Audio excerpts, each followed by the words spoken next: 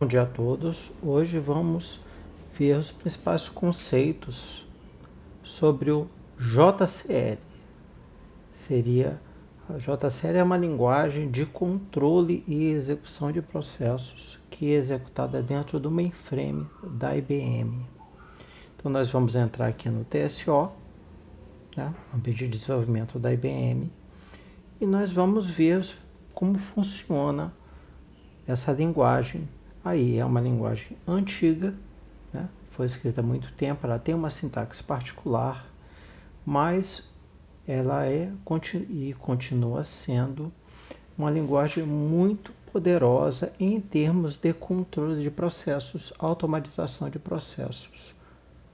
Então vamos entrar aqui no TSO e vamos ver mais um pouquinho. TSO.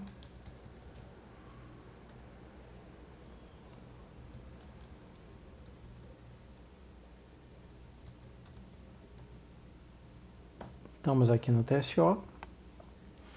Ok? Para quem não sabe, TSO é o ambiente de desenvolvimento do ambiente IBM.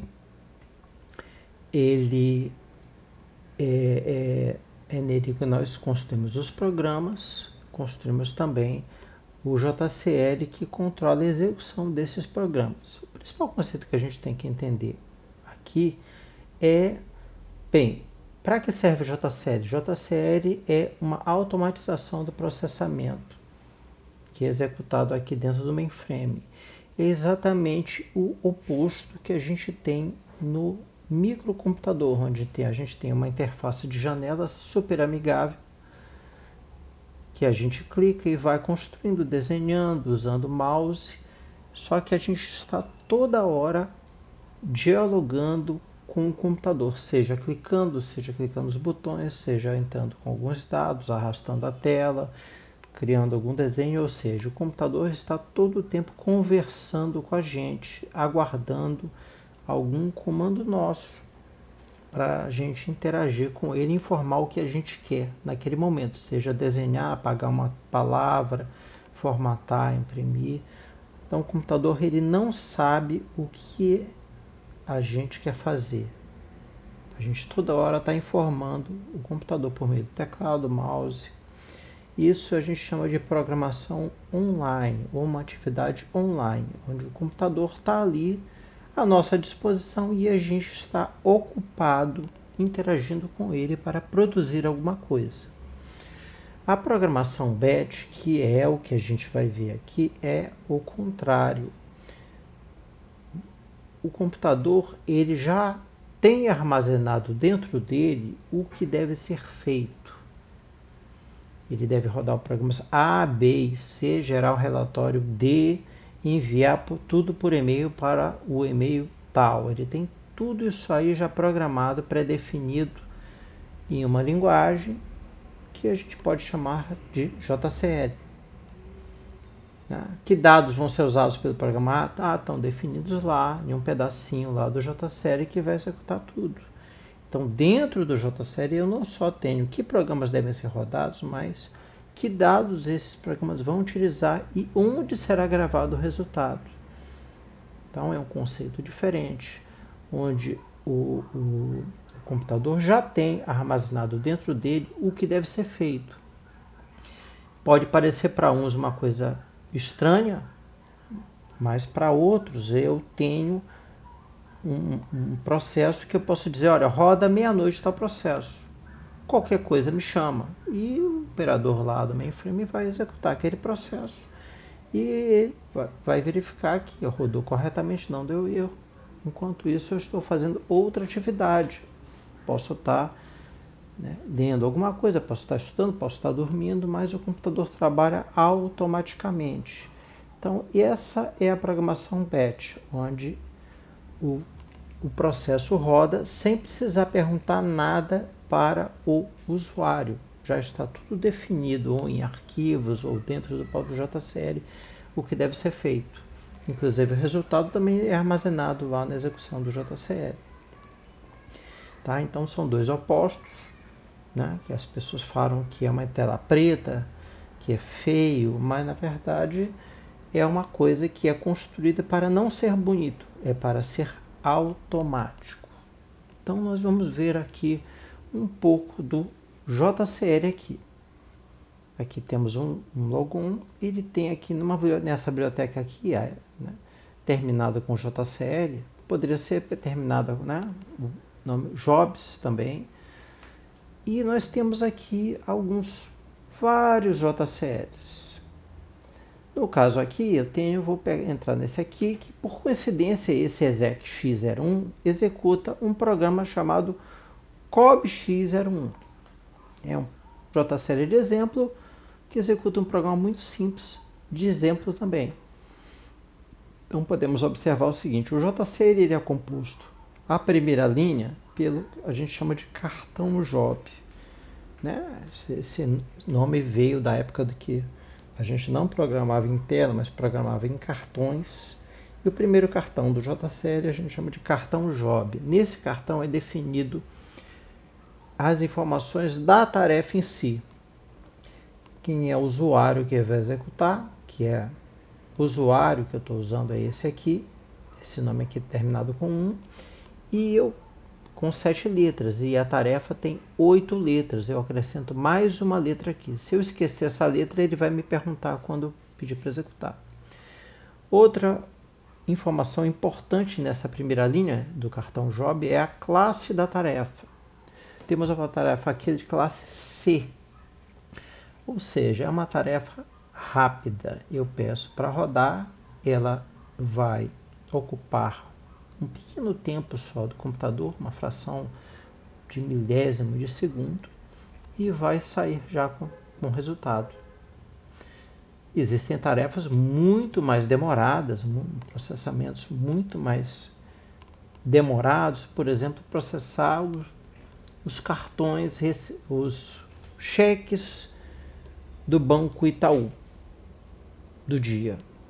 Provavelmente é na casa de dezenas de milhares de cheques dos diversos bancos que foram depositados no Banco Itaú. Então é necessário um processamento de um volume de informações muito grande, e o programa vai fazer isso, vai demorar muito. Ele não vai poder rodar em classe C, ele vai ter que rodar em uma outra classe mais demorada, por exemplo, classe Q, né? Alguma outra classe que seja definida, que pode rodar, pode demorar à vontade. Outro detalhe é o seguinte dessas classes: as classes rápidas estão disponíveis como C, X ou A, elas estão disponíveis todo o tempo. Aqui, 4 da tarde, eu peço para rodar e roda tranquilamente, né? Aqui no mainframe. Já se eu pedir para rodar um processamento de cheques de uma classe Q, eu não vou conseguir rodar. Na verdade, eu vou pedir para rodar, ele vai ficar parado, dizendo, olha, né, eu vou observar o seguinte: a classe Q só entra em atividade a partir de meia-noite. Por que isso? Porque algumas classes podem rodar logo e porque algumas classes de jobs só podem rodar a partir de determinada hora. A gente tem que entender o conceito que o mainframe é um computador de milhares de usuários que atende uma organização, as necessidades de processamento de uma organização. Então, nesse caso aí, digamos um banco, eu vou conseguir rodar um processamento muito pesado durante o expediente bancário, enquanto as pessoas estão depositando, sacando, milhares de agências abertas, filas de caixas, todas usando o mainframe. Aí eu vou chegar e vou rodar um programa que vai executar milhões de operações de cálculo, de leitura, gravação. Não vai funcionar. Pode ser até que funcione, mas vai deixar tudo mais lento. Então, e o computador, após o expediente bancário, após 8 da noite, 10, o computador fica com menos usuários, fica com menos carga de trabalho. Nessa hora que surge a programação batch, os programas que vão rodar a partir de arquivos ou dados armazenados em bancos de dados, processando milhares e milhões de informações. Pode ser até que o computador fique lento entre meia-noite e 4 da manhã do Itaú. mas quantas pessoas estão tentando usar o computador nesse momento? Clientes? Eu acho que ninguém. Pode ser até que tenha um ou outro analista do Itaú tentando executar alguns programas, mas não clientes do Itaú. Essa é a razão. Nós temos um online atendendo ao usuário durante o dia, onde o usuário está esperando, então não pode demorar muito, né? Está pagando a conta, está vendo? Não posso demorar muito, 10, 15, 30 segundos para pagar uma conta. Imagine, vai formar fila no caixa. Mas se eu colocar um programa que processe os cheques do Itaú, ele pode ficar 1h30 processando. Por quê? Porque a informação, né, o resultado do processamento desses cheques só será necessário para o dia seguinte. Então, dá para se esperar. Tá? Então, só que é programação batch, então está tudo armazenado. Os cheques já estão digitalizados, já estão em arquivo. Basta eu compensar, verificar se tem fundos, isso. Se não tiver fundos, eu tenho que dar um tratamento para o cheque, avisar que ao cliente, né, ao proprietário da conta que tem um cheque sem fundo dele, etc. Né? Ou mandar um e-mail para quem depositou, né, se é que foi identificado. E assim vai. Então há um processamento a ser feito, mas ninguém está esperando acabar. Né? Na verdade, há um horário máximo para acabar o processamento de batch. Ok? Então a gente viu mais ou menos a diferença entre programação batch e programação online. Programação online você está interagindo com o computador. Normalmente são processos mais simples, como pagar uma conta, 2, 3, né? Comprar uma geladeira no Ponto Frio ou na loja Americanas, ou seja, você está interagindo e você aguarda uma resposta. Processamento batch, você está pegando um arquivo gigante lá de cartões e está vendo, né, se aquelas compras em cartões, né, estão sendo aprovadas pelo operador ou não, ou um arquivo gigante de cheques, você está vendo se os cheques têm fundo e dando um tratamento para cada um. Até mesmo se o cheque for inválido, for roubado, eu não vou parar o processamento. Né? Se for sustado, ele vai ser colocado no status lá, cheque sustado, eu não vou efetuar aquela operação e parto para o próximo cheque. Ou seja, o processamento batch ele vai tratar todas as possibilidades que podem surgir com aquela informação que está armazenada. Né? E vai fazer um relatório de cheques devolvidos, vai fazer um relatório de cheques compensados com sucesso, vai fazer um outro arquivo, né, de cheques que foram processados e não tem saldo. E assim vai. Mas ele não vai parar porque cheque inválido para dar erro na tela e para, como acontece às vezes. Né? Isso pode acontecer quando tem um usuário interagindo. Né? Essa mensagem de erro é colocada lá no relatório e prossegue-se até o final de processamento de toda aquela massa de dados que deve ser, né, processada. Tá, então vamos ver aqui um JCL. Então deu para entender o seguinte, aqui as classes, algumas classes são para atender todo o tempo, outras classes são demoradas, só roda a partir de 10 da noite, meia-noite, e nem todos os usuários têm permissão para rodar determinadas classes. Digamos, só os operadores conseguem rodar a classe Q, que é uma classe de fazer backup de disco do mainframe, que é uma classe que exige um grande poder de processamento. Né? Fazer um backup de um disco que tem alguns petabytes de dados, é necessário que tenha aí, né, uma autorização. No caso aqui nós só vamos lidar com jobs rápidos, então a classe C vai resolver isso para a gente. Esse outro parâmetro com o MSG Class é a quantidade de mensagens que essa execução do JCL vai gerar uma vez que for executado. No caso, a gente deixa X para gerar um pouco mais de mensagem, avisar que está alocando tantos espaço em disco, está deslocando, etc. Não é necessário ser X, você pode colocar que é 0 e vai dar bem menos mensagens, mas não é o nosso caso, não vai afetar o processamento. Então, outra coisa aqui são comentários. Isso aqui, // asterisco, são comentários. O JCL. né? Então aqui só uma explicação, olha, esse programa, esse JCL roda o programa que, né, faz algumas continhas, é um programa que faz de calculadora, ele recebe um número, um símbolo e outro número e faz a conta com esses dois aqui. Tá? Então, que programa é esse? É este programa aqui. Isso, na verdade, esse pedacinho aqui, a gente chama de step, ou passo. Ele é um pedaço de execução deste JCL. Então, o JCL pode ter vários steps. Ele pode rodar 15 programas, então ele vai ter 15 steps. E cada step é a execução de um programa com esses dados. No caso aqui, eu tenho o step 1, que executa o programa COBX1, que está localizado nesta biblioteca aqui. E o que ele vai usar de informação? Ele vai usar esses 3 registros aqui de informação. Então, esse programa COBX1, que é um programa COBOL, ele vai pegar um número, vai pegar um símbolo e vai pegar mais um número e vai fazer uma continha com esses dois números a partir desse símbolo aqui passado aqui, da linha 15. Ok?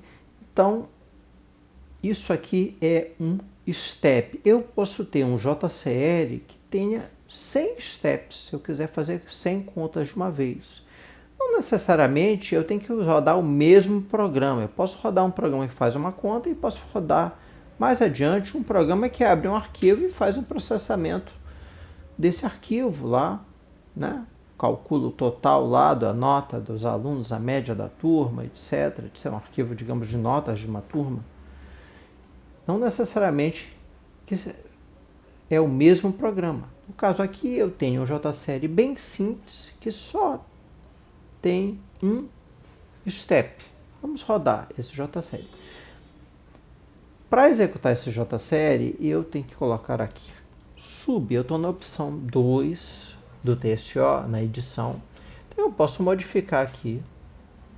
E para executar esse JCL, eu coloco sub e aperto o Ctrl do lado direito ou Enter se você tiver no desktop, se tiver com o teclado completo. Aqui ele já deu uma mensagem dizendo, olha, o job número tal, a cada execução de JCL ele recebe um número de execução. No caso aqui foi o 9091. Aqui é o nome do JCL que executou, que é o nome do logon mais uma letra. Acabou, tá vendo? O job número tal, de nome tal, acabou. E o maxCC igual a 0. O que significa esse maxCC igual a 0? É o código de retorno do JCL. Significa, olha, ele rodou sem dar erro.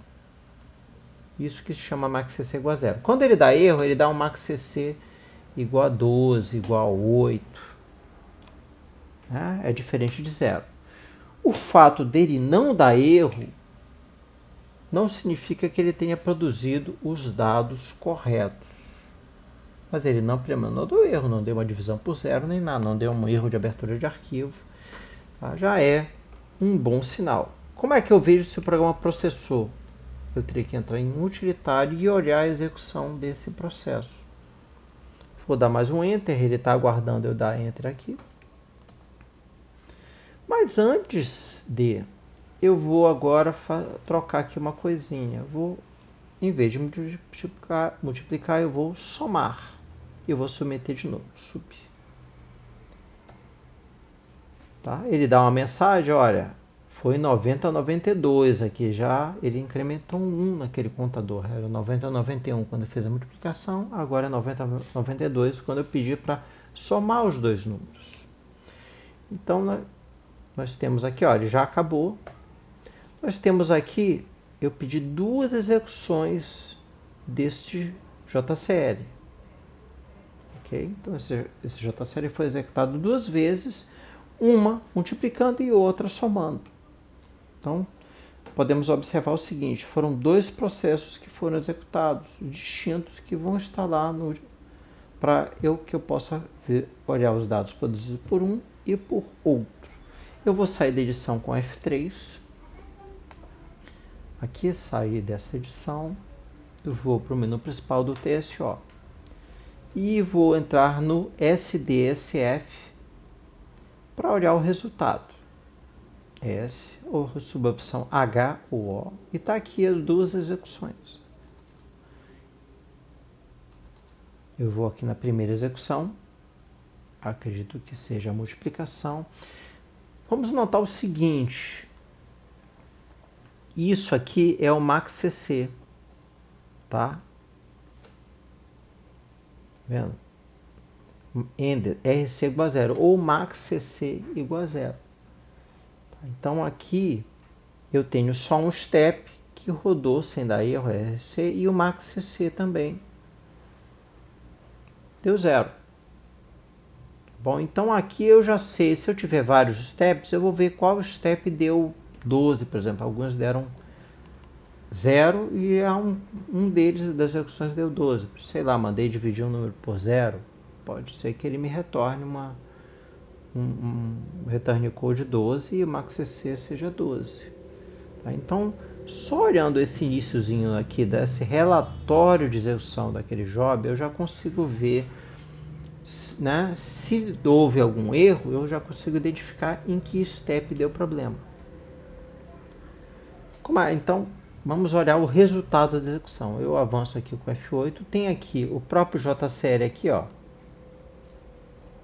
Ele nem numera as linhas de comentário, ele só numera as linhas que são comandos JSR.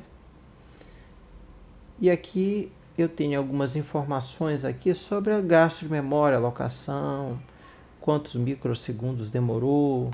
Não me interessa muito isso, né? É aquela MSG Class. Mas a gente deixa ativo para a gente saber. Opa, aqui tem ó, o resultado aqui produzido pelo programa que eu mandei rodar. A multiplicação de 1000 por 5000 dá 5 milhões. Então ele rodou certinho. Ok, então o resultado está aqui. Não necessariamente eu preciso olhar, entrar aqui no utilitário e rodar. Eu poderia dizer, olha, grava o resultado em tal arquivo, lá no JSL. E ia estar em um arquivo o resultado produzido pelo programa.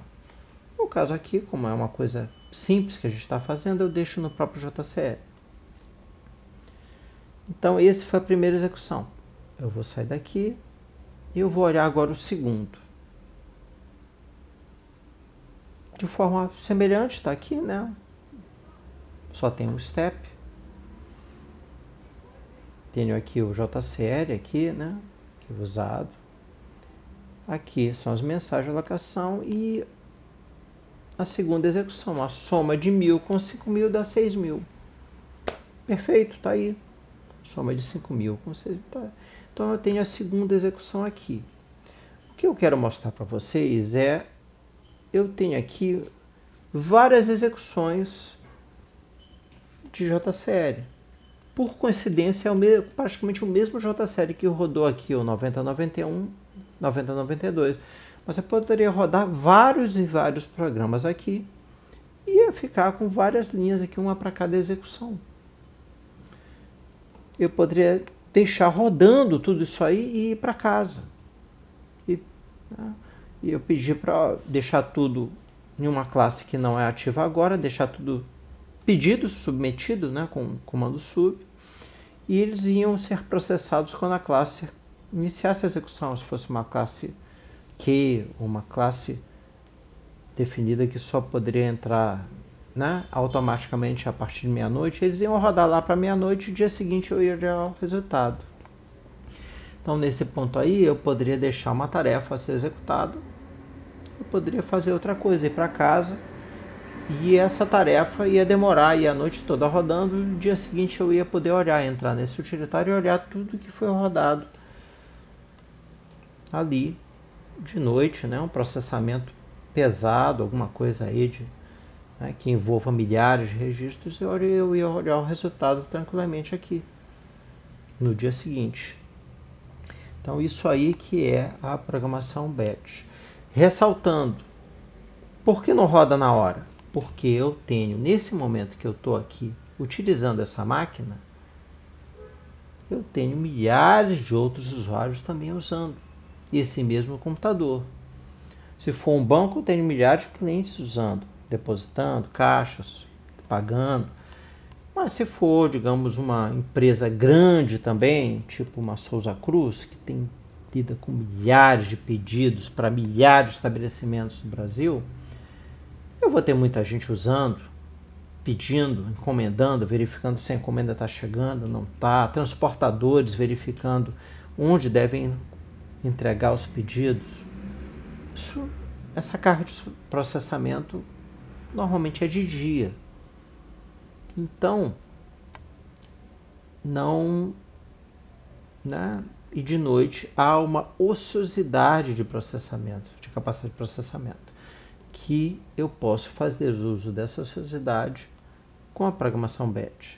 Na verdade, eu falo ociosidade, mas na verdade é ociosidade em termos que toda empresa grande tem um volume grande de processamento batch a ser feito.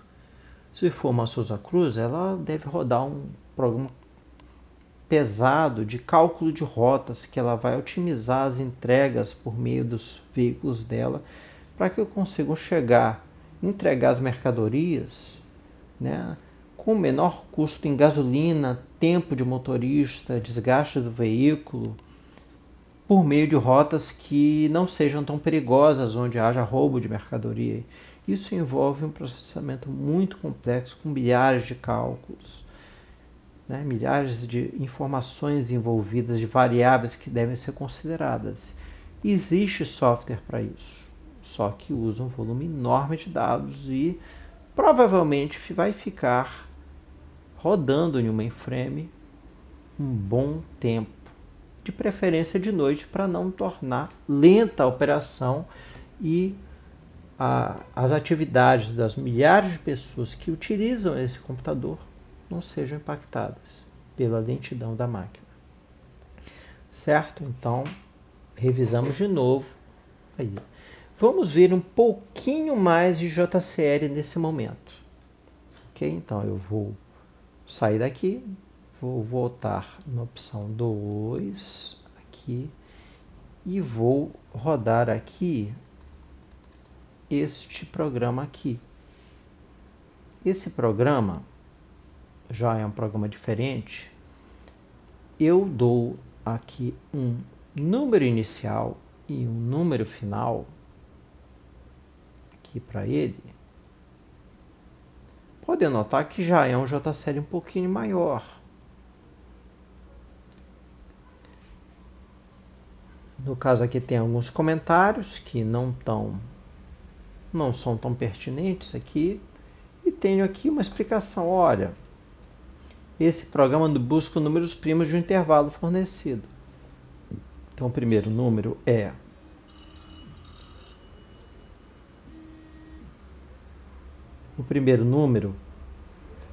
o limite inicial e o segundo número é o limite final desse intervalo. Então, esse programinha aqui, ele vai percorrer desse número até este, procurando os números primos, digamos, no primeiro step, entre 1000 e 5000.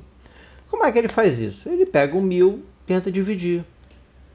O número primo só pode ser divisível por 1 e por ele mesmo. Tenta dividir por 2, 3, 4, até o resto ser zero. Se eu tentar dividir por 5 e o resto der zero, o número não é primo. Já é divisível por 1, né? E por ele mesmo. Então, ou se divisível por 10, também não é primo. Então, ele vai descartar o 1000. Agora, ele vai tentar fazer a mesma coisa com o 1001. Vai tentar dividir o 1001 por 1, 2, 3, 4, até, né, ser divisível mais que 3 vezes, né, mais que e o resto der zero. Ele vai fazer com 1002, 1003 até com 5000. Então, a gente dá para ter uma ideia que esse step aqui, né, de 1000 a 5000 são 4000 números. E ele vai tentar dividir esses 4000 números por mais ou menos umas 2000 vezes. Vai começar do 1000 até os 5000, umas 2000 vezes. Então, ele vai fazer 8 milhões de contas. Aí, então, o step 1 é na base de 8 milhões de contas que ele vai fazer. O step 2 já é menos, é 900. Então ele vai fazer alguns milhares, quase 1 milhão de contas, mais ou menos. E o step 3 na ordem de 1 milhão de contas. Então nós temos aqui um JCL que vai rodar a busca pelos números primos, e a gente vai ver que ele vai fazer, sei lá, uma quantidade razoável, numa mais que 5 milhões de contas. Vamos olhar, tentar rodar. Eu estou na classe C ainda, tá? Então, a princípio é uma classe dos programas rápidos. Vou submeter esse JCL, vou pedir a execução dele aqui com o comando sub. Submetido. Então é o 9096, que é o número de execução dele.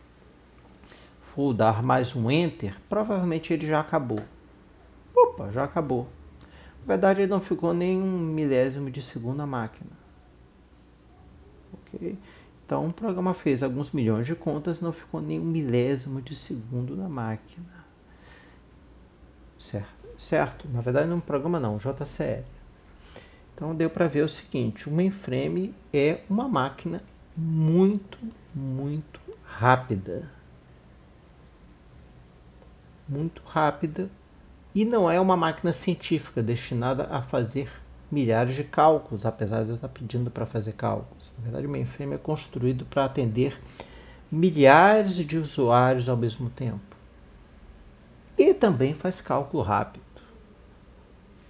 Ok? Mas se milhares de pessoas derem um Enter aqui, ele vai atender tranquilamente esses milhares de pessoas sem dar uma única engasgada. Então, tá aqui. Rodou. O que eu vou fazer? Eu vou sair daqui com F3. Vou para o menu principal do TSO e vou entrar no SDSF para visualizar a execução. SDSF, sua opção H. E tem aqui, ó. Vamos entrar e vamos dar uma olhadinha. Olha só, tá aqui os 3 steps, os 3 programas. O primeiro que procurando um intervalo maior, o segundo um intervalo menorzinho e o terceiro, né, intervalo mais ou menos. Temos aqui um tempinho de CPU, né, uns 2 centésimos, nem foi 0, aqui, ou seja, ele gastou um pouquinho de CPU, 2 centésimos, 20 milésimos de CPU. Né, gastou um pouquinho, fez 5 milhões de cálculos, né, e a gente avança aqui, né? Tem uma parte aqui que a gente não... Opa, tá aqui a execução. Ó, o primeiro limite.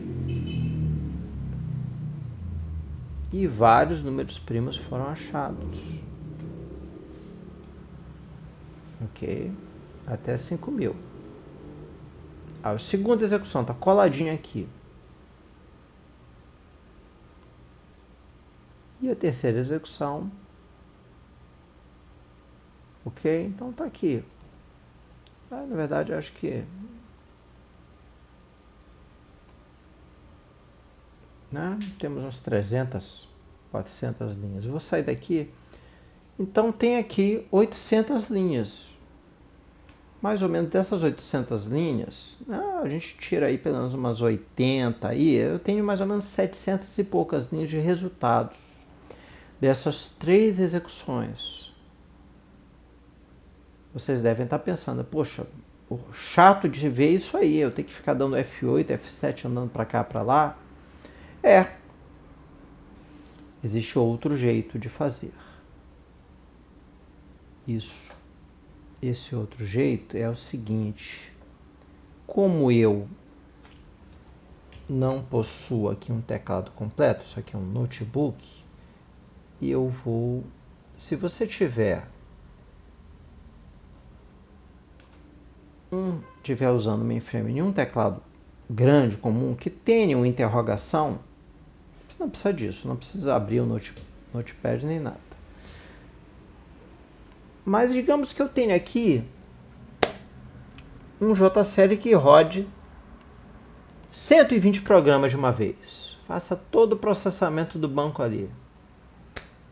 Aí deu problema no programa 94. eu vou ter que entrar aqui, aí tem de repente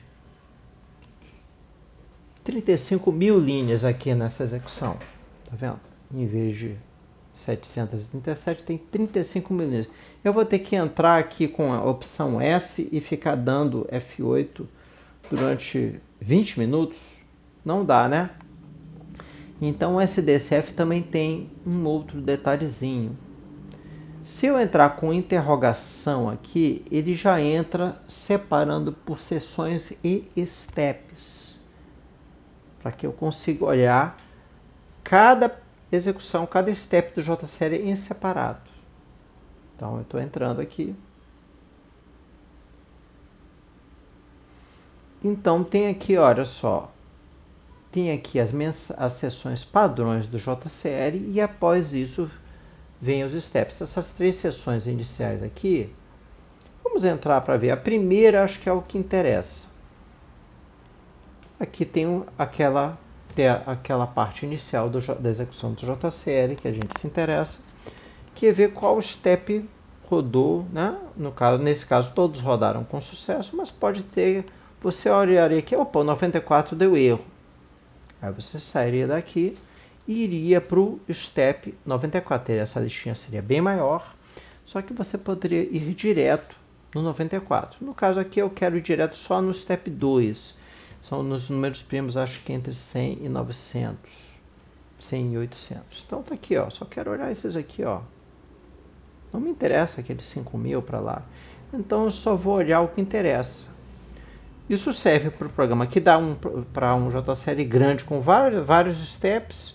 Quando você quer olhar o resultado específico de um step, quando você quer olhar o resultado, um erro, uma condição de erro lá no meio que dá do JSeri. Nem sempre o JSeri ele é cancelado quando um programa dá erro. Depende de como você programa isso aí. Ok? Então você pode colocar, olha, só cancela o JSeri se der o return code 12. Se der 8 não cancela, mas o 8 dá uma mensagem aviso, olha, não consegui fazer isso. Todo o resto do processamento pode ser executado. Claro que não dependa de nenhuma informação que for gerada pelo esse programa que deu problema. Então executa-se todo o resto do processamento e só esse programa que avisou algum problema, alguma falta de parâmetro, alguma coisa, aí eu vou olhar aqui, né, entrando com o interrogação e vou ver, poxa, o que aconteceu? Deixa eu ver. Porque no caso aqui, né, o JSeri foi configurado para processar, né, tudo que foi possível. Isso. Então só deixou de rodar um único programinha nesse caso. Né? Esse é o caso otimista. Tá, então a gente entrando com interrogação, eu consigo entrar e observar as várias execuções aqui do JSeri. Ok? Essa é a grande vantagem. Bem, agora já vimos aqui um JSeri de várias execuções. Vamos entrar e ver mais um JSeri que seria esse aqui, ó. E esse JSeri, o que faz? Esse é um outro programa que faz o seguinte. Esse programa ele vai procurar as ruas deste bairro aqui de uma cidade específica, que no caso é Japeri. Então podem notar o seguinte, o que é isso aqui, ó? Isso aqui eu sei que roda o programa tal que está localizado nessa biblioteca. Mas o que é isso aqui, ó? Esse DD aqui. DD é o Data Definition. É o seguinte, isso aqui é um arquivo. Esse programa vai abrir um arquivo chamado CEP. Isso aqui é o que? O alias do arquivo, o apelido dele. Então ele, dentro dele vai ter um Open CEP. O que é o CEP? Isso é só o apelido. Na verdade, o arquivo é este aqui. Este é o nome completo, nome físico do arquivo. Então esse programa vai abrir esse arquivo e vai procurar as ruas que tem deste bairro aqui. Então já tem cara de ser um programa que não faz tanto cálculo quanto o que a gente viu anteriormente, mas é um programa que ele vai abrir e vai lidar com um volume maior de dados, né, a serem processados. né? Então aqui tem uma pequena explicação sobre esse programa, tá? Isso aqui tudo é comentário, você pode até apagar tudo isso aqui e tudo bem, esse JSérie vai rodar do mesmo jeito. O problema é o seguinte, quando surgir a pergunta o que esse JSérie faz, você vai ter dificuldade em responder. Tá? Então é sempre bom ter um comentáriozinho dizendo, olha, esse programa faz isso aqui. Ah, usa tal arquivo, bom. Porque imagine, né? Você está lidando com um sistema, digamos, de compras, que tem 400 programas, né? Tem 600 JCLs. Se eles não tiverem um comentário em cada um deles para ver o que faz o que, você vai ter sérias dificuldades em fazer qualquer coisa nele. Então, né, nós vimos aqui o step, o dd, né, e temos aqui um sysout, que seria uma coisa que o programa poderia ler essas linhas aqui e processar. Vamos rodar aqui, sub. Ó, então é o 9098, foi submetido e já rodou. Aqui, então a gente vai sair daqui com F3, F3, F3 com muito cuidado, porque se você der F3 nessa tela aqui, você sai do TSO. Então S, né? SDSF, S, opção H. Então tá aqui, ó.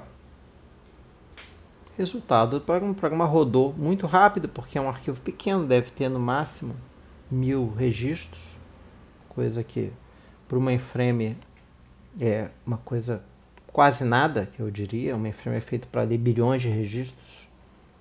Então isso aqui é coisa muito simples, né? Roda rápido. Então tá aqui, ó, o resultado. Buscando os dados do bairro. Aí tá aqui, ó, CEP tal, é uma rua, Santa Carolina. Santa Catarina. CEP tal, é uma avenida, né, de nome Vilar Novo. CEP tal. E assim vai. Então temos aqui várias ruas desse bairro aí.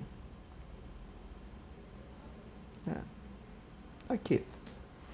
Então deu para ver o seguinte, se eu tivesse um arquivo de CEPs do Brasil inteiro, eu colocaria lá, olha, me diz que CEP é esse. Ele acharia rapidamente aí. Não teria problema em abrir um arquivo, sei lá, com 1 milhão de ruas e ler. Né? Leria com uma rapidez bem razoável. Né? Não demoraria nem um segundo para ler um arquivo desse tipo. Então a gente viu o seguinte, né? A gente consegue rodar JCLs aqui no TSO. Né? Os JCLs que tem aqui. Você pode notar que o JCL que roda o programa COB8 é o exec x8. O JCL que roda o COB01 é o COB-X01 é o exec x01. No caso aqui, todos os nossos JCLs são simples, rodam um programa só de cada vez. No caso de uma empresa, você não tem isso. Você tem um JCL que faz o processamento dos cheques.